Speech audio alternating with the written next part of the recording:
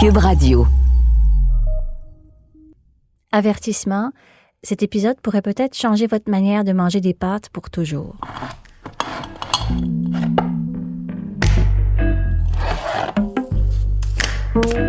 Bienvenue à Garde-manger, un balado sur l'histoire cachée des aliments. Je m'appelle Anne-Sophie Carpentier et puis aujourd'hui, je vous amène dans des garde-manger remplis de boîtes de conserve de tomates. Hello MFA! Qu'est-ce que c'est ça? Il y a d'abord le garde-manger de ma mère, MFA. J'ai pas beaucoup de conserves d'avance parce que j'habite centre-ville puis il y a plein d'épiceries autour de chez moi. Mais tu vois là, j'ai une boîte de tomates en dés là. C'est toujours pratique d'avoir ça.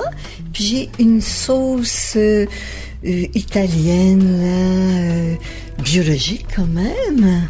Ben oui, ça dit produit d'Italie, Ouais. exclusivement des tomates italiennes, produits à Parme en Italie. C'est ça. Alors, j'adore les Italiens. On peut adorer les marques italiennes un peu sophistiquées comme ma maman, ou on peut décider de choisir des marques en spécial au supermarché, comme je fais souvent. Mais aussi, on peut décider carrément de faire ses conserves de tomates, son coulis de tomates chaque automne, comme Annie. Oui, raconte-moi. Fait que ta relation à la sauce tomate, c'est de la sauce tomate maison. Ben c'est ça, puis c'est une relation qui commence en plus une relation avec mon chum, parce que quand je l'ai rencontré il y a 16 ou 17 ans de ça, lui faisait sa propre sauce tomate. Dès que j'ai commencé à sortir avec lui, tous les automnes a rimé et rime encore avec la fabrication de la fameuse sauce tomate.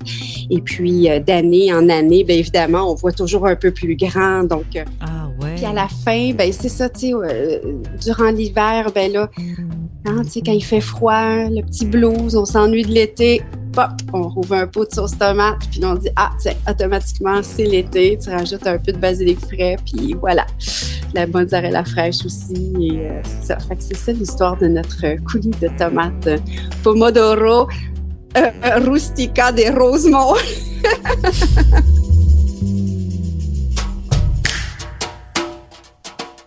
L'imaginaire de la tomate, c'est très fort. Sur les boîtes de conserve ou les pots en verre, on voit une tomate rouge, mûre, ronde, fraîchement coupée. Bien sûr, il y a des conserves très efficaces sans flafla qui nous font comprendre clairement, simplement, que ce qui se trouve à l'intérieur, c'est le produit d'une vraie tomate. Mais il y a aussi des conserves avec des étiquettes au graphisme rétro qui inspirent la qualité. Et ces conserves-là, ben, ils nous vendent le rêve d'un art de vivre à l'italienne qui va envahir notre maison quand on va ouvrir la conserve. Pourtant, comme je le racontais à Annie, le plus grand pays producteur et exportateur de tomates, c'est les États-Unis. L'État de la Californie, pour être précis, est de loin à part ça. Ensuite, en deuxième place, c'est l'Italie qui produit puis qui exporte à peu près la moitié de ce que fait les États-Unis. Et puis ensuite, il y a la Chine, qui se compare au volume de l'Italie ces dernières années. La Chine. Et ça, c'est très, très surprenant. Il me semble qu'il n'y a aucune tomate dans la bouffe chinoise. Exactement. C'est quel drôle de... On mange très peu de tomates transformées en Chine. Alors, comment ça se fait que la Chine se situe dans le top 3 des pays producteurs de tomates d'industrie? Et puis, est-ce qu'une tomate d'industrie, c'est une tomate comme les autres? Comme celle qu'on retrouve au marché ou qu'on peut avoir dans une salade, par exemple? La réponse est oui et non. La peau est beaucoup plus épaisse, la tomate est moins fragile, moins juteuse, et puis elle se détache facilement du plant. En fait, elle a été conçue en laboratoire par hybridation pour se laisser cueillir facilement par des machines. Sauf que, comme on verra, la tomate d'industrie est aussi souvent cueillie à la main, par une main-d'œuvre à très bas salaire. Comment des multinationales peuvent-elles en arriver à transformer des tomates cueillies par des prisonniers ouïghours dans l'ouest de la Chine ou bien par des migrants africains dans le sud de l'Italie? Et comment ça se fait que depuis une trentaine d'années, la tomate est le fruit-légume le plus transformé sur la planète et aussi le produit le plus accessible et le plus mondialisé de tous? Pour en savoir plus, je me suis mise sur le téléphone.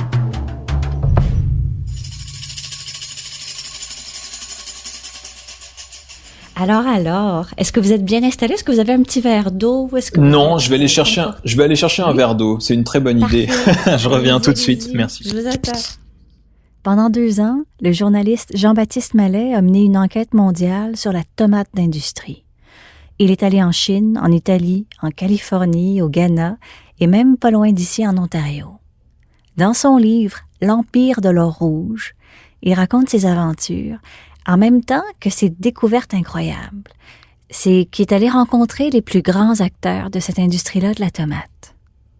Les révélations de son livre ont eu beaucoup d'écho, même qu'en 2018, il a gagné le très prestigieux prix Albert Londres. Ça, c'est un prix de journalisme qui récompense le meilleur grand reportage francophone. Voilà, je suis de retour. Très bien. Est-ce que vous continuez à donner quand même pas mal d'entrevues autour de la tomate, malgré que le livre ait quelques années? Assez peu. Je suis très sollicité pour parler de ce livre, mais c'est vrai que j'en ai beaucoup donné tout au long de l'année, donc 2017, 2018, 2019. Ouais. Mais maintenant, j'essaie de limiter un petit peu parce que sinon, je pourrais passer ma vie à parler que de ça.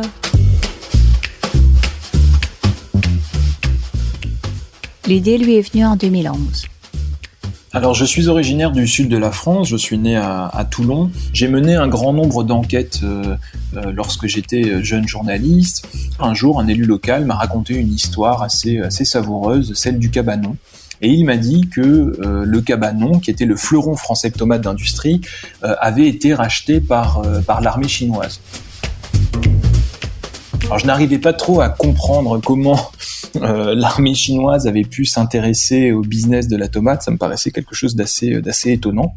Et donc, j'ai tout simplement écrit à l'entreprise. J'ai essayé de la contacter par téléphone et de lui envoyer quelques courriels en disant, voilà, je souhaiterais vous rencontrer, visiter votre usine, en savoir un petit peu plus. Et je n'avais pas de réponse. Et donc, un jour, j'ai pris mon automobile, je suis passé à l'usine et je suis allé tout simplement frapper à la porte de cette usine en essayant d'être reçu. La direction chinoise n'a pas voulu me recevoir, mais malgré ce refus, j'ai fait une découverte assez étonnante. En rejoignant ma voiture, j'ai vu derrière les grilles de l'usine des grands barils bleus. Et sur ces barils bleus, il y avait des étiquettes indiquant Tomato Paste Made in China. Alors je me trouvais en Provence, où j'avais toujours vécu, où ma grand-mère d'origine italienne faisait son propre coulis de tomates avec ses tomates du jardin, et je découvrais en Provence, dans un lieu où le climat est un climat méditerranéen, avec 300 jours de soleil par an, où on peut faire des tomates magnifiques, je me retrouvais face à des barils de concentré chinois venus de l'autre bout du monde par cargo porte-conteneurs, et j'ai trouvé cette situation absurde, et je me suis dit, mais c'est pas possible, comment peut-on faire venir jusqu'en Provence de la tomate chinoise ? Qu'est-ce que des barils de triple concentré de tomates chinoises faisaient en Provence? Ces barils chinois-là l'ont beaucoup intrigué. Il s'est mis à lire sur le sujet, il a pu trouver des choses sur la tomate fraîche, la tomate de bouche, mais rien vraiment sur la tomate d'industrie, sur la tomate transformée. Comment la Chine est arrivée à se retrouver au début des années 90, début 2000, au premier rang des producteurs mondiaux de concentré de tomates, alors que son marché intérieur de la tomate est très petit? Alors pendant longtemps, ça a été une énigme pour moi, et c'est resté un mystère pendant très très longtemps, jusqu'à ce que j'apprenne l'italien et que je puisse m'entretenir avec des spécialistes de cette industrie. Et j'ai compris en fait qu'il y avait eu une sorte de pacte dans les années 80 puis 90 entre 3 types d'acteurs. Les conserveries du sud de l'Italie, les napolitains, notamment un personnage qui est décédé aujourd'hui qui s'appelait Antonino Russo, qu'on appelait le roi de la tomate, qui a été plusieurs fois condamné, dont le nom apparaît dans un rapport de la commission antimafia en Italie, donc un personnage avec une très mauvaise réputation. Et donc, il est allé en Chine. Le roi napolitain de la tomate est allé en Chine et il a fait un pacte avec les Chinois du Tsingshan et les constructeurs de machines-outils du nord de l'Italie. L'idée, c'était d'installer énormément d'usines sur ce territoire-là, qui est situé dans l'ouest de la Chine. C'est un territoire qu'on a longtemps appelé le Turkestan et qui était autrefois un territoire à majorité musulmane. Les Ouïghours représentaient environ 75% des habitants de cette province-là lorsque les communistes ont pris le pouvoir en Chine en 1949. Maintenant, ils représentent environ 30%. C'est l'armée qui a occupé le territoire. Il faut mentionner que de nombreuses ONG internationales et de nombreux États, dont le Canada, reconnaissent la qualification de génocide culturel. On fait référence à la politique répressive de la Chine contre les Ouïghours. On parle de détention massive, de surveillance, de travail forcé et de torture de la part du gouvernement chinois. Mais revenons aux machines-outils italiennes pour la production de tomates.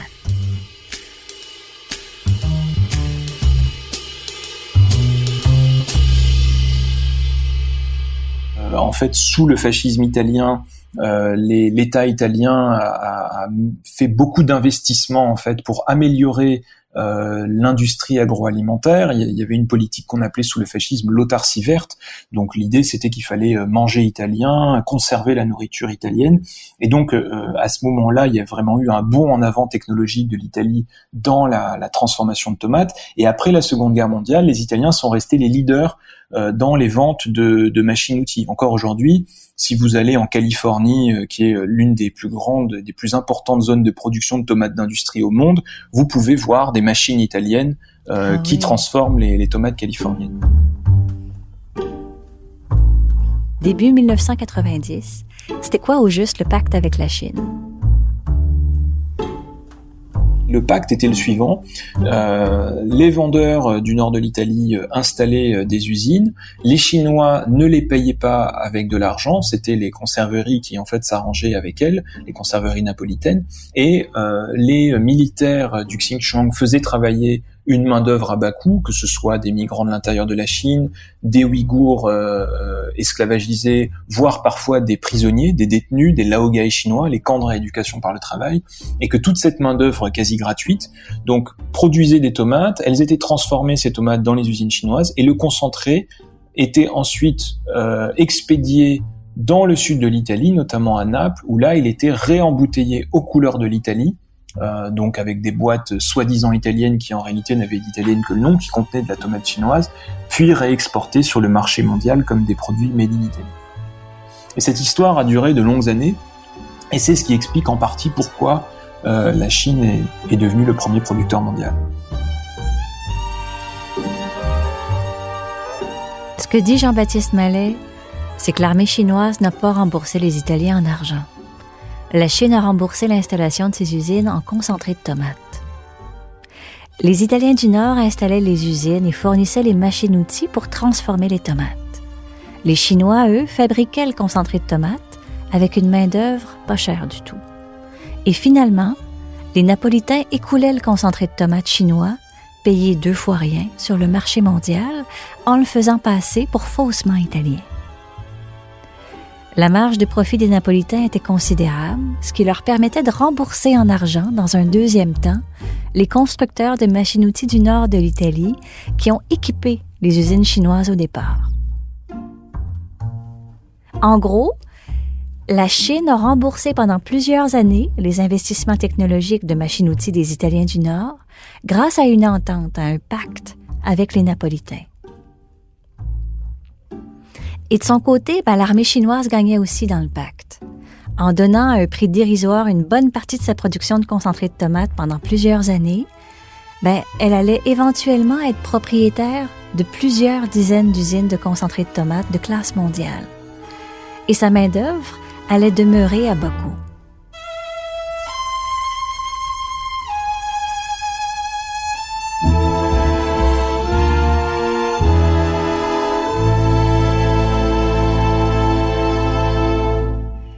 Jean-Baptiste Mallet s'est fait confirmer l'information par plusieurs sources.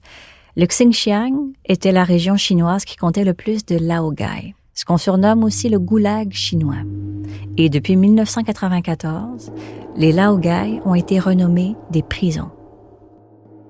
Donc, les prisonniers fournissent encore maintenant de la main-d'œuvre aux sous-traitants de fournisseurs de grandes multinationales. Et en faisant ça, ça garde le prix du travail peu élevé, ce qui permet de produire un concentré pas cher et très concurrentiel sur le marché mondial. Jean-Baptiste Mallet a pu visiter des usines du Xinjiang et rencontrer le général Liu, qui a mis en place l'industrie là-bas. Et il a aussi pu voir le travail des récoltes dans les champs. Alors, ce qui m'a beaucoup marqué, c'est que j'ai découvert dans un champ de récolte, c'était une récolte qui était réalisée pour l'entreprise COFCO, puisqu'il y a 2 grands acteurs en Chine dans la tomate d'industrie. Il y a Shelkis, qui est lié à l'armée chinoise, et puis il y a COFCO, qui est une multinationale chinoise qui, elle, n'est pas liée à l'armée, mais qui est de loin la plus grande entreprise production de concentré de tomates chinois. COFCO vend à toutes les grandes multinationales occidentales. Je peux en citer plusieurs d'entre elles. Il y a notamment Heinz, McCormick, Nestlé. Voilà, ce sont quelques-uns des géants. On peut pas citer une entreprise en particulier, mais c'est beaucoup d'entreprises occidentales qui se fournissent auprès de COFCO. Ce qui m'a beaucoup surpris, et même je dois le dire un peu choqué, c'est qu'en fait, en arrivant dans le champ, j'ai vu des enfants travailler, des enfants en bas âge qui étaient présents avec leurs parents. Alors quand ils avaient 4-5 ans, ils ne travaillaient pas, ils jouaient dans le champ en mettant à la bouche des tomates pleines de résidus de pesticides, et quand ils avaient 7, 8, 9 ans, ils commençaient à faire les récoltes avec leurs parents, sous un soleil de plomb, dans une chaleur étouffante. Mais après tout, ce qu'on pourrait tolérer si ces tomates étaient destinées à une consommation familiale ou villageoise, n'était pas tolérable, tout simplement parce que ces tomates étaient destinées au marché mondial, et donc elles allaient être ensuite transformées en Chine, puis réexportées dans d'autres pays en dehors de la Chine. Mais revenons à l'Italie. Ce que Jean-Baptiste Mallet a pu documenter en Italie en 2016, comme on disait, c'est une fraude alimentaire faite par certains individus véreux qui consiste à conditionner le concentré chinois en pâte de tomates italienne. Ce qu'ils font, c'est qu'ils ajoutent de l'eau, du sel, et puis ils le vendent ensuite comme un produit 100% italien. C'est indiqué sur l'étiquette.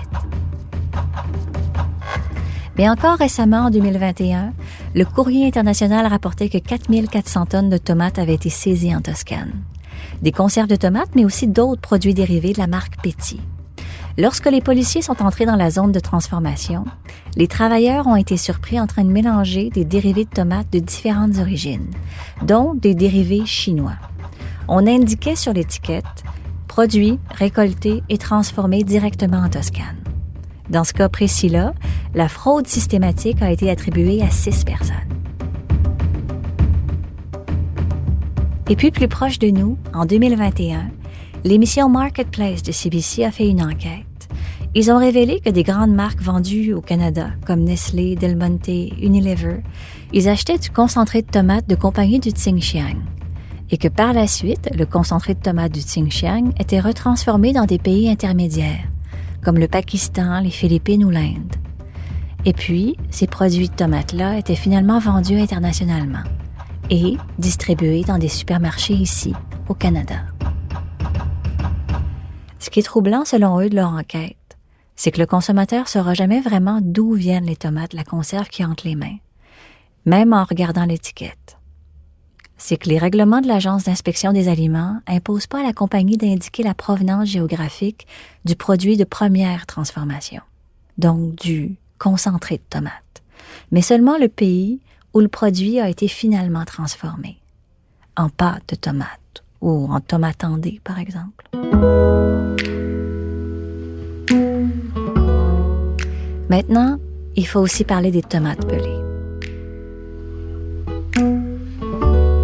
Et j'ai également visité des bidonvilles en fait dans les Pouilles, là où les migrants récoltent les tomates qui sont des tomates pelées, puisqu'il faut savoir qu'en fait la quasi-totalité des tomates pelées qu'on trouve dans les supermarchés, quel que soit le pays où on se trouve, viennent en général d'Italie.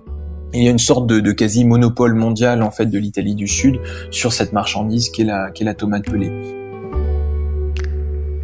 Ce qui m'a beaucoup peiné en fait dans le sud de l'Italie, c'est de découvrir que derrière cette tomate pelée, on a très souvent des situations d'esclavage.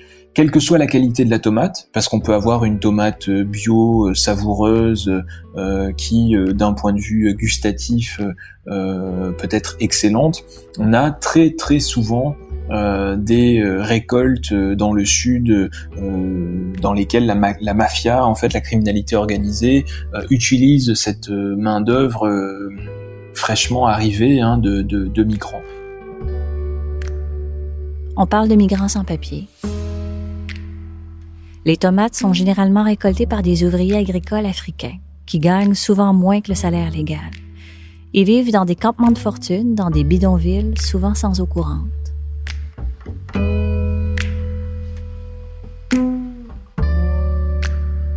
Il faut savoir que les conserveries achètent un prix très bas en fait les tomates qui sont récoltées dans les pouilles, et donc bien souvent les producteurs de tomates eux-mêmes qui ont des petites surfaces dans le sud de l'Italie, lorsqu'ils veulent survivre, continuer leur activité, ils n'ont pas d'autre choix que d'embaucher de la main-d'œuvre payée au noir et bien souvent au lance-pierre. Et donc ça fait très très longtemps que cette situation dure. Les médias italiens parlent régulièrement de ce phénomène qu'on appelle le caporalato. Le caporalato, c'est un système d'exploitation illégale de la main-d'œuvre agricole. On en parle beaucoup s'indignent de cette situation, beaucoup la dénoncent, ça fait plusieurs décennies qu'elle dure. Il y a régulièrement des cueilleurs qui meurent chaque été d'épuisement au cours des récoltes, mais malheureusement, les grandes conserveries et la grande distribution occidentale ne sont jamais inquiétées.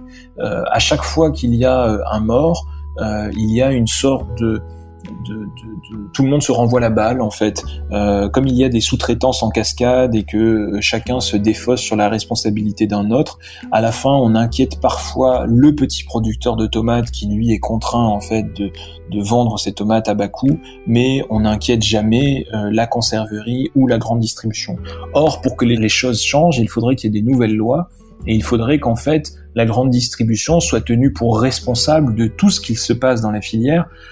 Pour le dire plus simplement, s'il y a une situation d'esclavage dans un champ et que l'on découvre que ce champ permet de fournir une marque ou une grande enseigne, il faudrait pouvoir demander des comptes à cette grande enseigne pour les forcer à appliquer des mesures de contrôle beaucoup plus drastiques. Malheureusement, l'industrie se bat pour éviter ce genre de législation, et donc l'esclavage perdure. Et comme la grande distribution ne proteste pas, que politiquement je n'ai jamais entendu le moindre gouvernement étranger se plaindre de cette situation, je crois que les choses sont ainsi faites, et l'économie capitaliste à la fin réussit ce tour de magie, si je puis dire, c'est-à-dire de rendre insoupçonnable une boîte de conserve alors qu'en réalité elle est tachée de sang.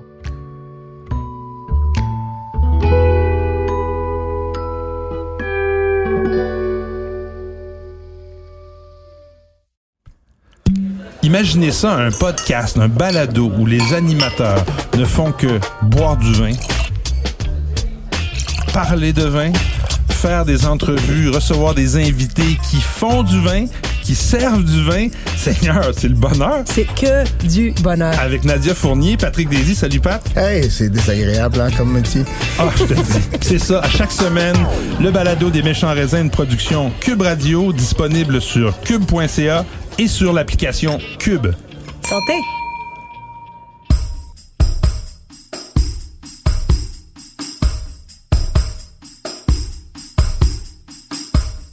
Mais qu'est-ce qui se passe ici, dans le monde de la tomate? Il y a plusieurs choses, mais il y a une histoire en particulier qui est pleine de rebondissements et qui a fait couler beaucoup d'encre. Ça a commencé en 2014 dans une petite ville en Ontario, qu'on appelle aussi la capitale canadienne de la tomate, parce que c'est là qu'on produit le plus de tomates au pays. Là-bas, à Leamington, en Ontario, le géant de l'agroalimentaire Kraft Heinz a pris la décision en 2014 de fermer l'usine centenaire où il produisait son ketchup. Heinz a annoncé que l'usine serait délocalisée aux États-Unis. Et puis là, quelques années plus tard, fin 2020, coup de théâtre. Heinz a annoncé qu'elle revenait installer une usine au Canada, mais qu'elle allait s'installer à Mont-Royal, près de Montréal, et pas à Leamington.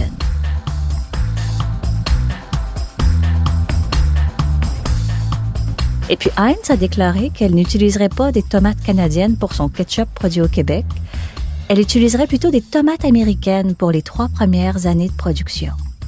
Donc maintenant, depuis juillet 2021, les tomates américaines transformées en concentré de tomates en Californie voyagent presque 5000 km pour devenir du ketchup à l'usine de Mont-Royal. Pourquoi la nouvelle usine utilise des tomates américaines et pas des tomates locales? C'est quoi l'affaire? J'en ai parlé avec Sylvain Charlebois, qui est directeur scientifique au laboratoire de sciences analytiques en agroalimentaire de l'Université d'Alousie. Eh bien, merci de prendre le temps de me parler ce matin, vraiment. Ben, il n'y a pas de quoi, il n'y a pas de problème. Sylvain Charlebois, c'est un économiste spécialisé en agroalimentaire.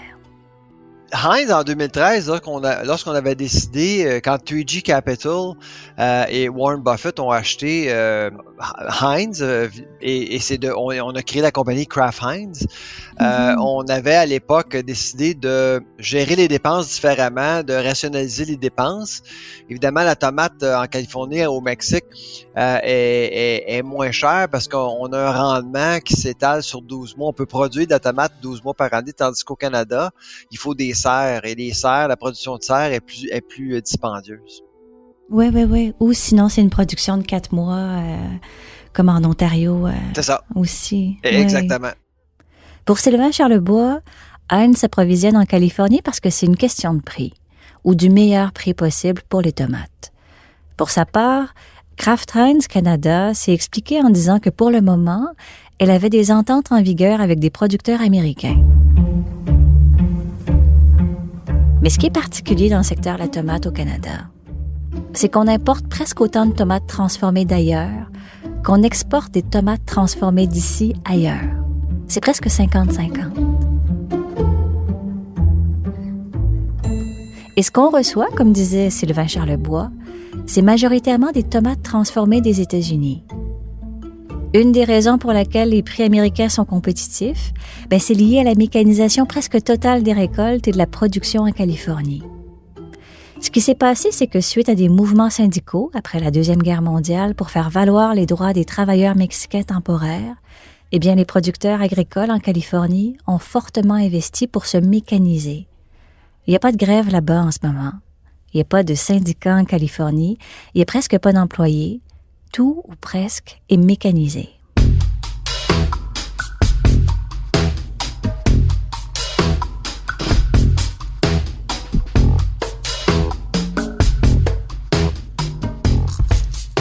Si on revient au moment en 2014, quand la multinationale Kraft Heinz a annoncé qu'elle fermait son usine de Leamington en Ontario, il y a l'entrepreneur québécois Simon-Pierre Murdoch qui a vu là une opportunité d'affaires, mais aussi la possibilité de faire des affaires autrement. Si la compagnie américaine quittait le territoire, fermait son usine et ne produisait plus de ketchup ici, il y avait une place à prendre. Moi, je venais juste d'acheter des parts dans une compagnie qui produisait de la sauce piquante. Okay. Puis là, je me pose la question, pourquoi est-ce qu'on fait pas de ketchup au Québec ou au Canada? Pourquoi est-ce qu'il y a personne qui compétitionne ces grandes compagnies-là qui vivent selon les tendances du marché, selon les conditions macroéconomiques, probablement en décidant dans un conseil d'administration sans réfléchir à l'aspect humain puis à l'aspect emploi. OK, on ferme l'usine, puis c'est ça, puis on part aux US. Fait que je me suis dit non, nous autres, on pourrait partir un brand de ketchup relish moutarde 100% québécois, canadien.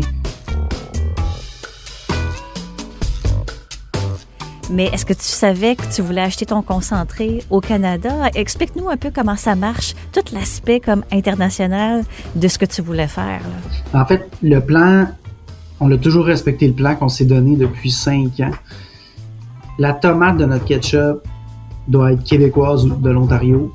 Donc, la tomate, j'étais allé faire le tour de tous les fermiers en Ontario. Je suis allé directement sur place. Je fais des rencontres humaines. Je discute avec les gens. C'est ce qu'on a fait et j'ai réussi à trouver une famille de fermiers en Ontario, à Leamington, qui ont décidé de nous approvisionner en pâte de tomates canadiennes il y a maintenant 3 ans de ça. Fait qu'on fait affaire avec eux autres depuis toutes ces années-là. Ça a été très dur parce que c'est un marché qui est contrôlé. C'est un marché où si tu n'as pas de volume d'achat, tu dois acheter à l'avance toutes ces productions-là. Donc, ça demande beaucoup de liquidité. C'est pas un marché où tu peux arriver avec 100 000 ou 200-300 000. Ou ça prend quand même des bons montants d'argent pour faire des quantités d'avance. C'est pour ça qu'il n'y a pas beaucoup de compétition. Il y a beaucoup de barrières à l'entrée pour ça. La compétition est forte dans le monde de la tomate d'industrie. Ce qui fait que pour sécuriser son approvisionnement de tomates, Canada Sauce, l'entreprise de Simon-Pierre Murdoch, elle a déposé un projet de maison de la tomate. Ça, c'est carrément un projet de construction d'une usine de pâte de tomates ici au Québec. Ce serait la première du genre dans la province. Mais pour avoir une usine, ça prend des partenaires financiers, le soutien du gouvernement, mais aussi il faut développer la filière avec des producteurs maraîchers qui sont prêts à planter des tomates d'industrie en extérieur pour limiter les coûts de production. Et puis aussi, il faut rappeler que les tomates d'industrie, c'est pas les mêmes variétés que les tomates de bouche de nos salades. C'est pas du tout la même chose. Tu sais, sur un plant de tomates, là, on va chercher 20 à 30 kilos de tomates par plant. 20 à 30 kilos de tomates, ça fait environ pratiquement 60 à 80 tomates par plant. Fait que, tu sais, si quelqu'un, pratiquement tout le monde fait pousser des tomates à la maison, ou peut-être pas assez, mais tu sais, sur un plant de tomates, on va peut-être avoir 15, 20 tomates qu'on va récolter pendant le mois d'août-septembre, mais un plant industriel de champ, on parle de 60 à 80, ça peut même aller jusqu'à 100 tomates. Les tomates qui sont très, très lourdes. La tomate italienne est très, très grosse, très rigide. Wow. Elle a une chair qui est plus épaisse, elle a moins d'eau pour donner justement une pâte qui est plus ferme, qui va être plus facile à évaporer. Mais surtout, elle est facile à cultiver, puis elle peut donner des grosses quantités. Donc, ça peut devenir facilement rentable d'être producteur de tomates au Québec.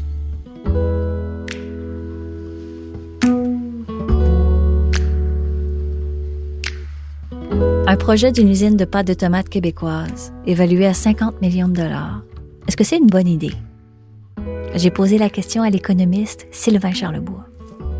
Moi, je trouve ça intéressant. Je pense qu'on est à la croisée des chemins par rapport à notre compréhension d'une filière, comment développer une filière. On a toujours cru qu'il faut supporter les agriculteurs, faut les subventionner et tout. Moi, j'ai toujours cru que c'était vraiment la mauvaise cible. Et de plus en plus, puis je le vois ailleurs qu'au Québec, là, avec différentes provinces, on voit de plus en plus qu'il y a un intérêt pour supporter la transformation de façon générale. C'est quand même intéressant là, comme approche. Là. Je vois l'avenir comme étant prometteur pour ce qui est de la filière, mais il y a quand même beaucoup de travail à faire. Oui, c'est intéressant parce que l'argent, le gros des revenus ou le pouvoir se trouve dans la transformation plutôt que dans la production agricole. À mon avis, oui. C'est là que c'est là qu'il y a la valeur ajoutée, c'est là qu'on développe une économie beaucoup plus facilement. Si on fait pas ça, malheureusement, on demeure vulnérable comme économie agroalimentaire.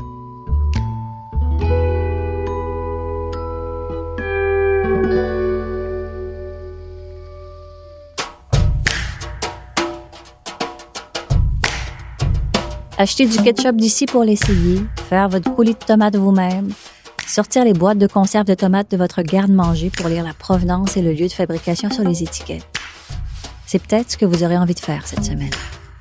Ou bien peut-être que vous vous demanderez bien comme il faut quelle marque choisir la prochaine fois que vous allez manger des pâtes aux tomates. Parce que choisir des marques qui font des produits de qualité et qui respectent leur main-d'œuvre, c'est bien. Mais ce qu'il faut se dire, c'est que la consommation vertueuse, la consommation responsable, à elle seule, ne peut pas changer le monde. L'engagement politique peut aller beaucoup plus loin. Ce que fait le journaliste Jean-Baptiste Mallet, ce que fait l'entrepreneur Simon-Pierre Murdoch, c'est de tenir un discours politique sur la globalisation, sur le libre-échange, sur les infrastructures. Et ils amorcent aussi une réflexion sur la politique industrielle qu'on souhaiterait voir ici et ailleurs dans le monde. Et ça peut véritablement changer les choses.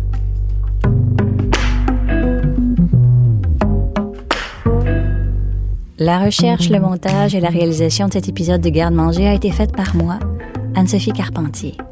Un grand merci à mon équipe pour leur soutien, Étienne Roy, Bastien Gagnon La France et Philippe Séguin. Une production Cube Radio.